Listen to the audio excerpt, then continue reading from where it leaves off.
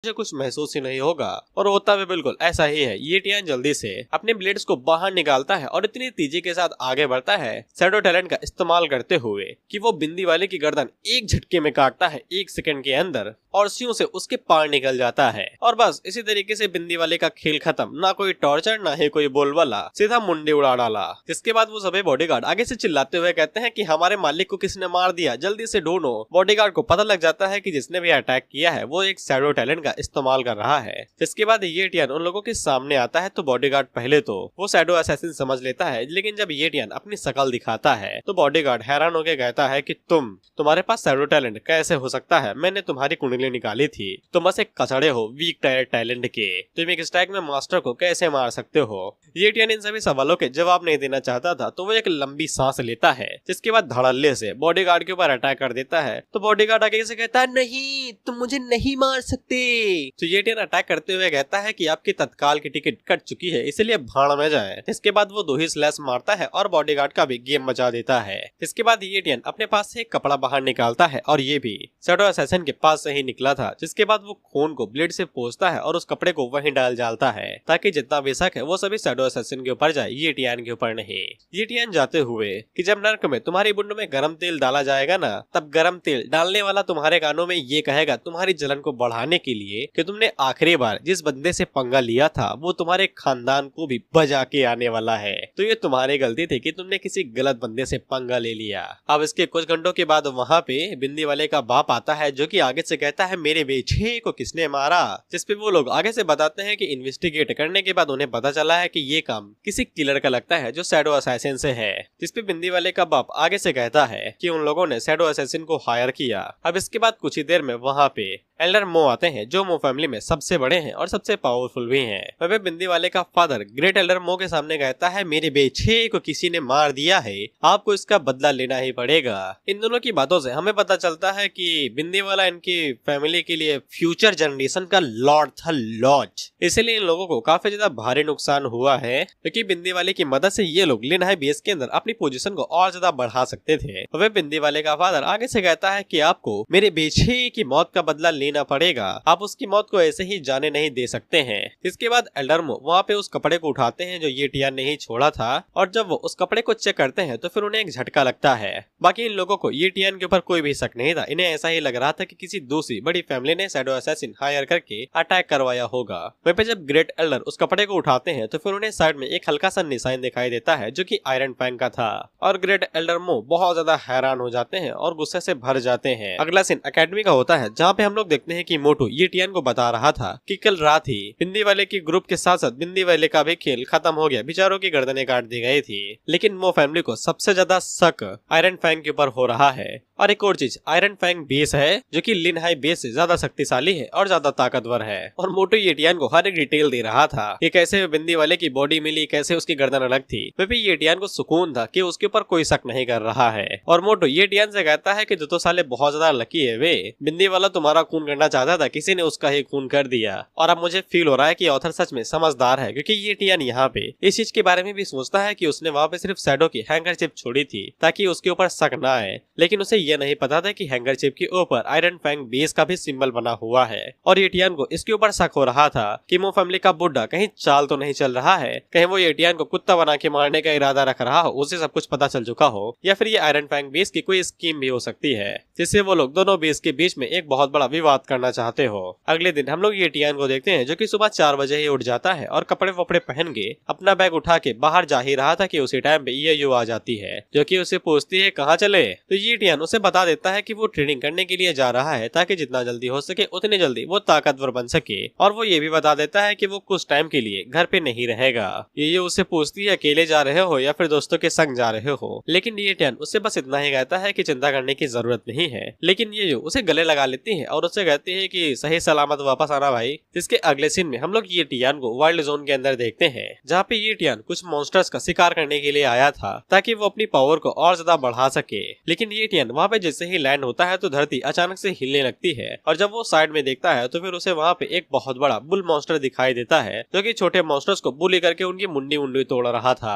Window ये Tian को बताती है कि ये मास्टर आर्मर्ड ऑक्स है, ब्लड लाइन टैलेंट तो वीक टायर है, लेकिन जो डिफेंस टैलेंट है वो काफी ज्यादा लाजवाब है। अब इसके बाद बाद वो ऑक्स डीमन ये टियान को देख लेता है तो उसकी तरफ तेजी से आगे बढ़ने लगता है अटैक करने के लिए। तो ये टियान भी बैग को नीचे रख देता है और उसके ऊपर अटैक करने के लिए तेजी से आगे बढ़ता है। लेकिन ये टियान जैसे ही अपनी ब्लेड्स के साथ उस मॉन्स्टर के ऊपर अटैक करने की कोशिश करता है तो वहाँ पे एक इनविजिबल डिफेंस शील्ड आ जाती है जो कि ये टियान को पीछे झटक देती है। झटके की वजह से ये टियान दूर जाके पत्थरों में जाके गिरता है। लेकिन ये टियान को टैलेंट पसंद आ जाता है, इसलिए वो फैसला करता है कि अब वो इस टैलेंट को अपना बना लेगा। जिसके बाद वो दोबारा बीस्ट के ऊपर अटैक करने के लिए आगे बढ़ने लगता है। वो मॉन्स्टर दोबारा ये टियान के ऊपर अटैक करने के लिए तेजी से आगे बढ़ता है तो ये टियान आगे से कहता है कि ये डिफेंस मैकेनिज्म वाला टैलेंट मुझे तो चाहिए ही। जिसके बाद वो भी तेजी से मॉन्स्टर के ऊपर अटैक करने के लिए आगे बढ़ता है और जिगजैग में जाते हुए उस मॉन्स्टर के मुंडे के ऊपर जाता है और वह बताता है कि मॉन्स्टर जितना ज्यादा बड़ा होगा उसकी आंखें उसका सबसे बड़ा वीक पॉइंट होंगी।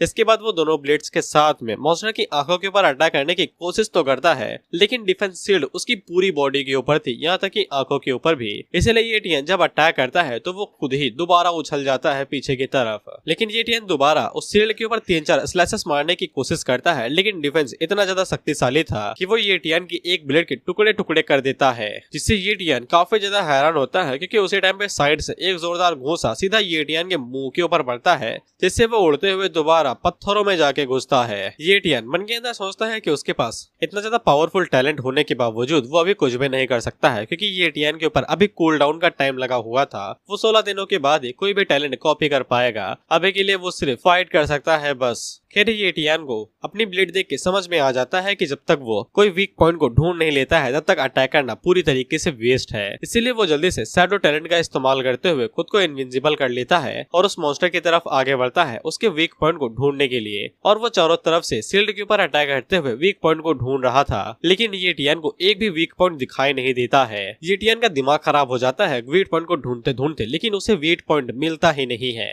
और जब ये टियान पलटी मार के उस बीस्ट के पीछे बैठा हुआ था तो फिर तभी उसको मॉन्स्टर की मोटी ग्यार्ड दिखाई देती है जो 8 लेवल ग्यार्ड थी। अब जिन्हें ये बात नहीं पता है तो जंजी की भाषा में मोटी गार्ड को ग्यार्ड कहते हैं। और ये टियान मन के अंदर सोचता है कि साला इसी जगह पे ये डिफेंस लेयर इतने ज्यादा पतले क्यों है। लेकिन ये टियान को यहाँ पे अपॉर्चुनिटी दिखाई देती है, इसलिए वो तेजी के साथ आगे बढ़ता है और सीधा अंदर घुस जाता है अटैक करने के लिए। जिसके बाद वो दूसरी साइड से बाहर निकलता है खून की पिचकारी मारते हुए। अब अगर तुम लोग सोच रहे हो कि ये टियान ने ग्यार्ड के ऊपर अटैक किया है तो भाई नहीं, उसने 2 बड़ी बड़ी चीजें काट दी हैं। ये टियान ने भाई के टट्टे उड़ा दिए। अब बेचारा वो फ्यूचर में क्या करेगा तुम ही बताओ। और अखरोटों के कटने का दर्द बेचारे के दिल में तुम लोग साफ देख सकते हो कितनी जोर से चीख रहा है। ये दर्द मुझे भी फील हो रहा है। और हैवी ब्लीडिंग की वजह से भाई साहब अपना दम तोड़ देते हैं। ऐसी मौत किसी को भी ना मिले। और हम लोग ये टियान के मुंह के ऊपर मुस्कान देखते हैं। भाई तुम मुस्कुरा कैसे सकते हो, तुमने एक अच्छे बच्चे बालक के 2 गोटे काट दिए। अब इसके बाद ये टियान आगे बढ़ता है और वो दिल के अंदर छेद करके जो भी ब्लड था उसे भी इकट्ठा कर लेता है। और ये टियान यहीं पे ही नहीं रुकता है, जो टेस्टिकल यानी कि गोटे इसने काटे थे ये उन्हें भी अपने साथ ले जाता है और साथ में आंखें भी और साथ में स्किन भी, क्योंकि वो भी वैल्यूएबल होती है।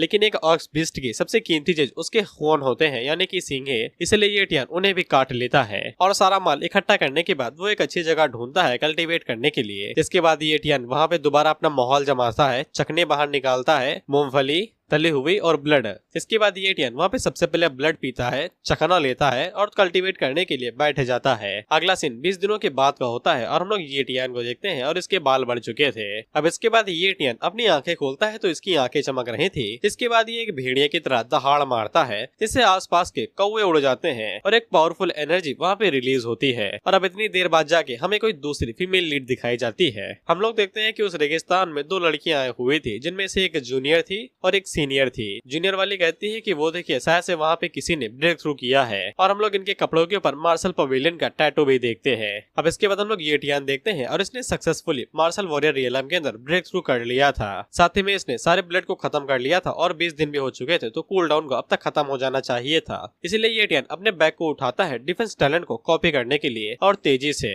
उस ऑक्स डीमन के पास पहुंचता है। लेकिन अब तक वो बॉडी पूरी तरीके से डिकम्पोज हो चुकी थी, सिर्फ हड्डियां बची थी। इसीलिए सिस्टम ये टियान टैलेंट को मना कर देता है टैलेंट कॉपी करने के लिए, क्योंकि पूरी बॉडी को वन पीस में होना चाहिए, तभी वो टैलेंट को कॉपी कर पाएगा। ये टियान इससे काफी ज्यादा निराश होता है, क्योंकि अगर उसे ये वाली बात पता होती तो वो बॉडी को पूरी टुकड़ों में ना काटता और वन पीस में रखता। उसी टाइम पे वो दोनों लड़कियां भी वहाँ पे आ जाती हैं, जो कि दूर से ये टियान को देख रही थी। जूनियर वाली कहती है कि उसने ही उस मॉन्स्टर को मारा है, जिसपे बड़ी वाली आगे से बताती है कि उसने हाल ही में ही मार्शल वॉरियर रियलम में ब्रेक थ्रू किया है और वो मॉन्स्टर काफी टाइम पहले ही